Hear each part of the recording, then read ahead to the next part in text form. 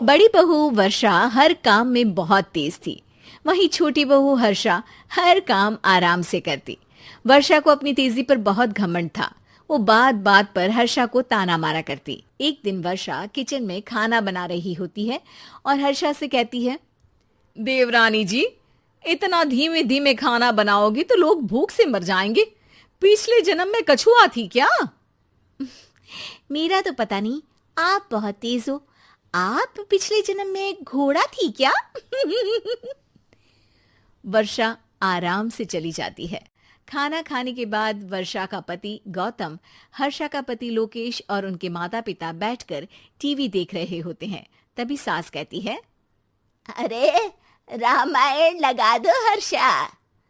हर्षा धीरे धीरे चैनल बदलती है। जब तक रामायण के चैनल पर पहुंचेगी रावण मर भी चुका होगा।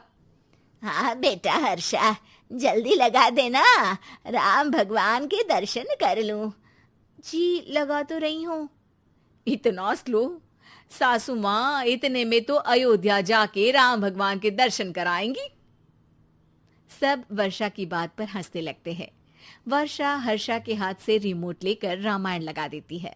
हर्षा बुरा नहीं मानती और वो भी हंसते हुए वहां से चली जाती है। एक दिन हर्षा खाना खा रही होती है। तभी वर्षा वहां आके कहती है, अरे कितना धीमे धीमे खा रही हो। इतने में तो शादी में 100 लोग खाना खा लेते। आधे घंटे से खाना खा रही हो तुम। अरे खाने को चबा चबा कर खाना चाहिए। हाँ हाँ, आप तो चबा के भी खाती हो और दबा के भी। अरे आपको मेरे धीरे खाने से दिक्कत है या ज्यादा खाने से? अरे आप धीमे खाओ या ज्यादा खाओ मुझे क्या। बस मैं ये कहने आई थी कि सुबह कुछ मेहमान आ रहे हैं, जल्दी उठ के खाना बना लेना, देर मत करना। साथ में बनाते हैं ना। तुम्हारे साथ बनाऊंगी तो स्पीड को 5वें गियर से पहले गियर पर ले आना पड़ेगा। अरे भाई, तुम्हारे साथ रहकर तो मेरी तेज रफ्तार पर भी असर पड़ेगा और मैं भी तुम्हारी तरह हौले हौले काम करने लगूंगी सब। ठीक है, मैं पराठे बना लूंगी और सब्जी बना लूंगी। आप चपाती बना लेना और दाल बना लेना। हाँ हाँ ठीक है, पर अलग अलग ही बनाएंगे। अगले दिन हर्षा जल्दी उठ के काम करने लगती है और वर्षा सुबह उठ के ये सोच के वापस सो जाती है कि काम तो वो तेज कर ही लेती है। अगर थोड़ी देर सो भी जाएगी तो भी हर्षा से पहले तो काम निपटा ही लेगी। हर्षा बेटा, आज भगवान के लिए थोड़ा जल्दी हाथ चलाना। हाँ, मेहमान आने ही वाले हैं। जी हाँ माँ, आटा गूंद लिया है, आलू उबल रहे हैं, पराठे बनाने ही वाली हूँ, फिर सब्जी भी बना लूंगी। इतने में ही वर्षा वहां आ जाती है।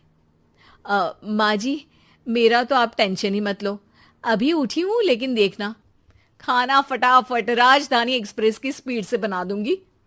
इतने में ही मेहमान आ जाते हैं। आइए आइए आइए, खाना बन ही रहा है, चाय बनवा लेती हूँ पहले आपके लिए। सास किचन में आती है। वर्षा, वो लोग आ गए, चाय बना दे जल्दी से। हर्षा को नहीं बोल रही क्योंकि वो तो सुबह की चाय देने में शाम कर देगी। चाय बन भी चुकी है माँ जी। वर्षा तेज ही नहीं, सबसे तेज है। अब चलिए मैं चाय लेकर आती हूँ। वर्षा मेहमानों के सामने चाय लेकर जाती है। ये हमारी बहू है वर्षा, तेज वर्षा कहते हैं इसको। हर काम में इतनी तेजी रखती है जैसे मिल्खा सिंह भाग रहा हो। अरे वाह वाह, फिर तो खाना भी जल्दी मिलेगा हमको। हाँ हाँ, आप चाय नाश्ता खत्म कर लेंगे, उसके पहले ही वर्षा जल्दी से स्वादिष्ट खाना भी लेकर आ जाएगी। वादा तो कर लिया जल्दी खाना देने का। आपकी चपाती भी नहीं बनी और दाल भी नहीं उबली। फिर भी तुमसे पहले काम खत्म हो जाएगा मेरा। तुम्हारी तरह नहीं हूं, घड़ी की सबसे पतली सुई की जैसी धीमे धीमे धीमे काम करती हो तुम। बस वर्षा अपने तेज हाथों से दाल कुकर में चढ़ाती है और आटा निकाल के गूंथने लगती है। थोड़ी देर में कुकर की तेज सीटी बजती है। और वर्षा का हाथ डोल जाता है। आटे में पानी ज्यादा पड़ जाता है। अरे रे, आटा तो ज्यादा गीला हो गया। वर्षा जब रोटी बेलने लगी तो एक भी रोटी गोल नहीं बन रही थी। कोई रोटी श्रीलंका के नक्शे जैसी थी तो कोई रोटी ऑस्ट्रेलिया के नक्शे जैसी बनती। वर्षा चिढ़ जाती है। कुकर फिर से जोर से सीटी मारता है। सास बाहर से आवाज देती है, वर्षा बेटा, आज स्पीड थोड़ी कम लग रही है। टाइम और लगने वाला हो तो बता दो बेटा। वर्षा को ये बात सुनकर बहुत बुरा लगता है। वो सोचना भी नहीं चाहती थी कि कभी उसकी तेजी पर कोई सवाल उठेगा। वहीं हर्षा धीमे धीमे अपना काम करती रहती है। वर्षा दाल बनाते वक्त भी इतनी घबरा जाती है कि जल्दबाजी में दाल में नमक ज्यादा गिर जाता है। वर्षा का खाना फिर भी हर्षा से जल्दी तो बन जाता है और जब खाना मेहमानों के सामने लगता है तो सब हर्षा के खाने की तारीफ करते हैं। अरे पराठे तो कमाल की बनी है और सब्जी भी। बस दाल में नमक थोड़ा इधर उधर हो गया है। वर्षा को बहुत शर्म आती है और वो नीचे सर करके खड़ी रहती है। तभी हर्षा कहती है, वो ना मैं थोड़ी जल्दबाजी कर गई और नमक ज्यादा हो गया, पर पराठे तो वर्षा भाभी ने ही बनाए हैं, इसीलिए तो अच्छे बने हैं। वर्षा ने कभी नहीं सोचा था कि हर्षा के काम की इतनी तारीफ होगी, लेकिन वो उसका यश वर्षा को दे देगी।